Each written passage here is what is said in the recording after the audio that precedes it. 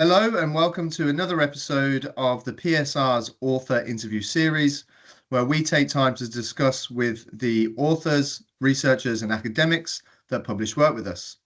Today I will be speaking to Can Buyukbay regarding his paper From Chronopolitics to Political Tempo, Time in Political Analysis.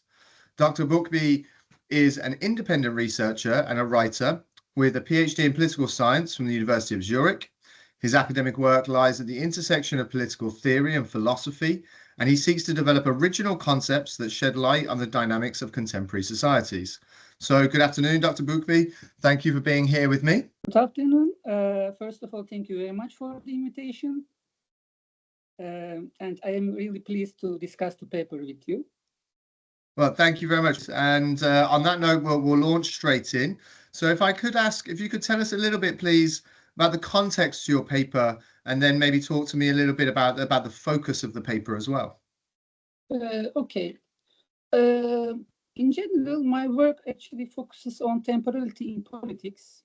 You know, the German philosopher Heidegger argued that human existence is fundamentally temporal, with the German concept Zeitlichkeit. So my work asks whether democratic life also possesses a temporal structure. Many political theories actually study power specially. What increasingly interests me is that modern politics also govern temporally. So the central argument of the paper is that politics is not only structured by institutions, ideology, or power relations, but also by time itself. So my work tries to bring temporality to the center of political analysis. You know, the Hartmut Rosa speaks about acceleration in societies, Beschleunigung also. What interests me is how acceleration actually transforms democratic experience itself. I think it's a very important question. And more specifically, I developed the concept of political tempo. Political tempo refers to the interaction of speed, rhythm, and intensity within political systems. So actually, politics is not only about how fast governments act.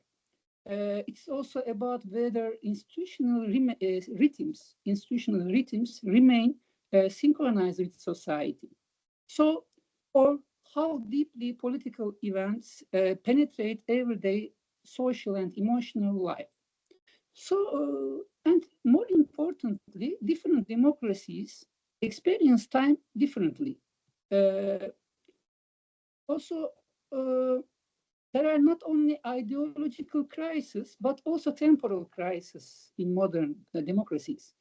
For example, you know better than me, British politics has historically operated through relatively stable institutional rhythms, but countries such as Turkey, maybe you know the latest news, I don't know what, often experience more accelerated and intense political tempos and shaped by crisis and rapid agenda shifts. So democracy, I think, is also a temporal achievement. Democratic systems, political systems, need rhythms that citizens can meaningfully inhabit. And also, the Bergson distinguished between mechanical clock time and lived duration, la durée. So I think contemporary politics increasingly colonizes lived duration through permanent urgency. It's very important, I think, to realize this. Lastly, political tempo, the concept is not only about chronological speed, it's also about the lived experience of political time. So I think every political order contains a hidden temporal order. Okay, that's fantastic. And it leads us very nicely on to our next question. So in the paper, you proposed this concept of political tempo index as a diagnostic measurement model. Could you explain to us a little bit, please, what you mean by a political tempo index and how that might work as a diagnostic measurement model. One of the main conclusions of the paper was that political systems actually cannot simply be understood as fast or slow. What matters is the overall configuration of political tempo, composed of rhythm, speed, and intensity. So, for example, a political system may have a rapid executive action, but stable institutional rhythms. Another may appear institutionally stable while generating very high political intensity through polarization or media amplification. So, citizens experience politics temporarily, I think. Not only they do not only evaluate leaders and policies.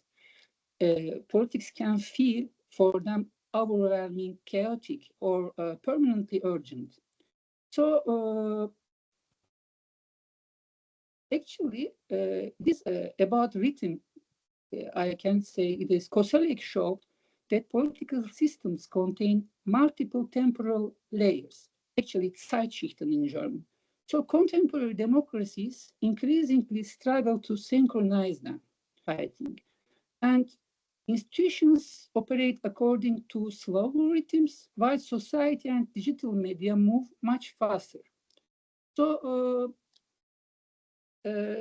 I think politics must feel processable and meaningful to citizens. And actually, philosophically, we can argue that the ancient Greeks actually distinguish between chronos and kairos. So chronos is the chronological time, and kairos is actually the urgency, the rupture.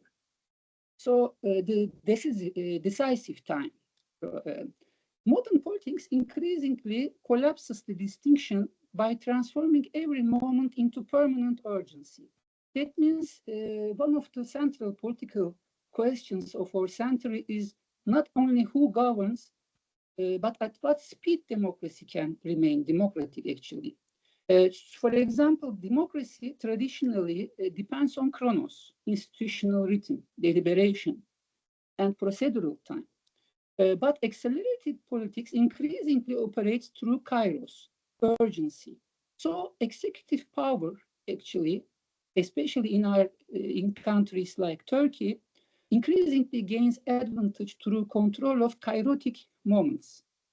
So it is a way of understanding, I think, contemporary politics. There is a permanent kairos. There is a rupture, disruptive moments of urgency, let's say.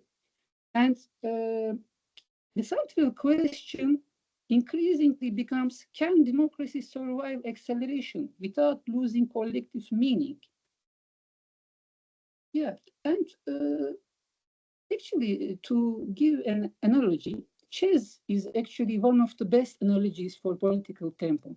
I am a chess player also, and strong chess players do not simply calculate more moves. They control the tempo of the game. So politics often function similarly. Uh, Tempo is deeply connected to power in politics and in chess. So democracy cannot permanently operate in blitz mode, I think. Otherwise, it becomes reactive rather than strategic. And this political tempo index, I didn't want that that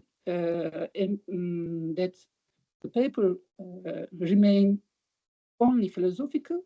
I also want that to it as the framework to remain purely abstract was not a good idea for me. That's why I also developed the political tempo index as a more operational and comparative framework. I also tried to avoid technological determinism because it would be easy to argue, Mark, that digital technology automatically accelerates politics. It is very easy to argue that, but political systems organize time differently. So lastly, I want to say that the project taught me that time often remains analytically invisible. We notice institutions, elections, ideologies, and political actors in daily life, but we often overlook the temporal structures shaping all of them. So maybe this can be, I think, empirically applicable for further research in the future. Okay, thank you. And then on that basis, what do you think the challenges might be or the implications might be of other researchers applying this model to the study of political science or the study of politics in different contexts? Yeah, the challenge is actually there are many concepts that political science uses, time concepts. But to bring this together and to with empirical applicability is a major challenge, I think. And we need more operational and comparative frameworks to study time in politics.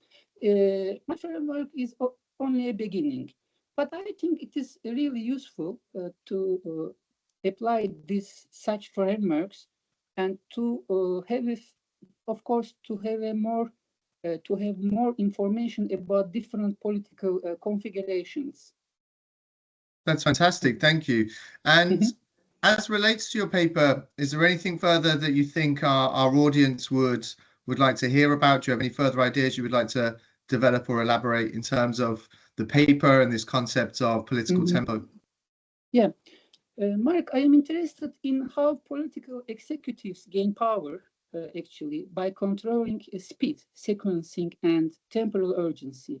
Especially in Turkey, we live such moments very decisively. And this, I call this executive temporal dominance. And this, I think, can be a good research agenda on temporality and modern political life. And another direction concerns actually temporal inequity. In accelerated societies, access to time itself becomes politically unequal. So some actors can strategically control tempo, while others are forced into reactive positions.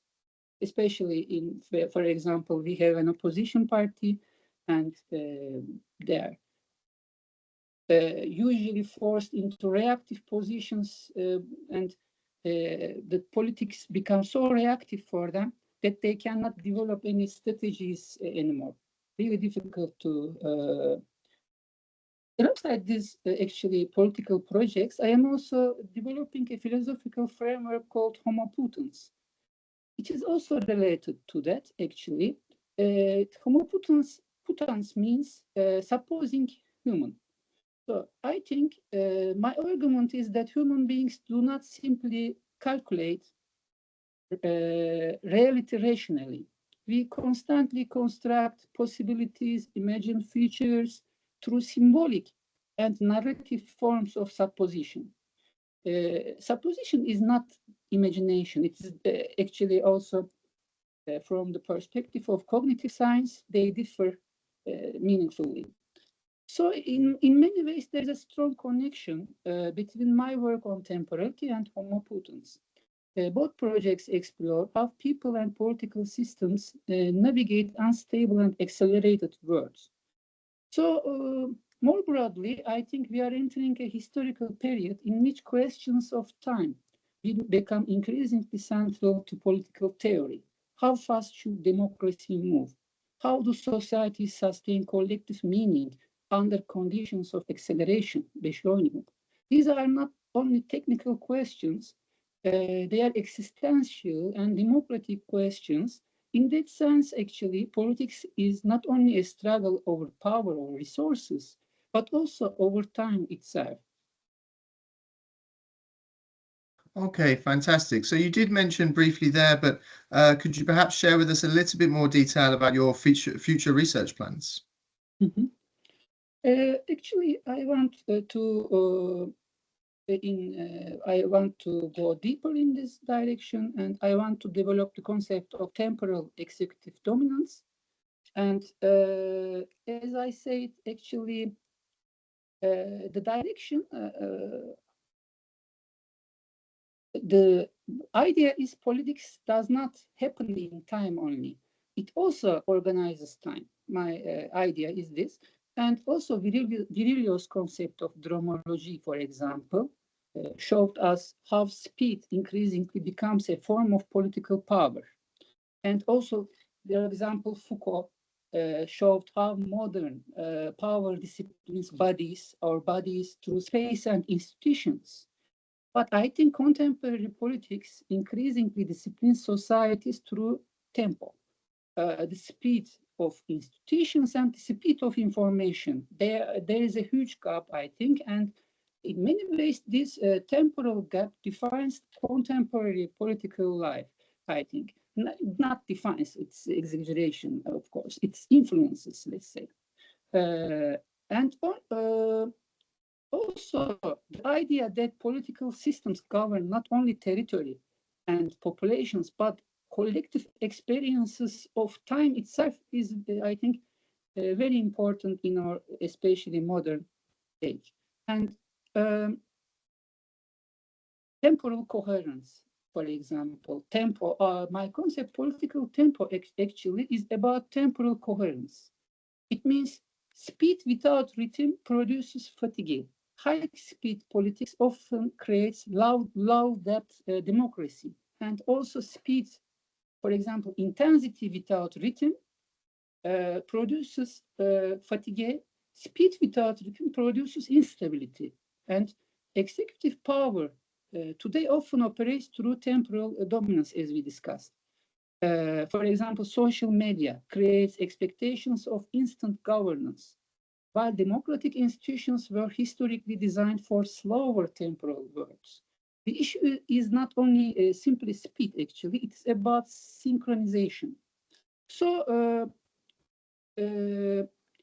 I think one of the central questions of our time is, can democracy survive acceleration without losing reflection and collective meaning? So, in that sense, politics is not only a struggle over power or resources, but also over time itself. Maybe we can give an example lastly, if you want. The Trump era is a very good example of political tempo, for example. When we consider the Trump era, political communication operated at extremely high speed through social media and continuous news cycles. Institutional rhythms became increasingly unstable, while political intensity became emotionally overwhelming for American citizens. Citizens were not simply following politics, many were living inside politics continuously. Also, from the perspective of political tempo index, this Trump era represents, I think, a high tempo political configuration shaped by acceleration, disruption, and permanent urgency. So, and it showed actually how tempo itself can become a form of political power. In that sense, politics is not only a struggle over power or resources, but also over time itself. Well, that's fantastic. Thank you very much. And again, thank you for your time today. Your paper was a fascinating read. I believe it is already up on our website. I really enjoyed your paper and really enjoyed the chance to ask you some questions about it. So thank you. Thank you very much, Mark.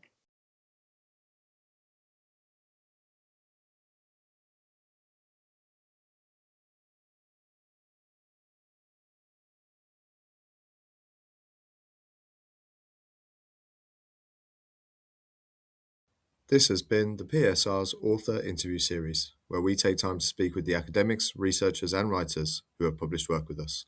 To learn more about PSR, check out our website or find us on Blue Sky or LinkedIn.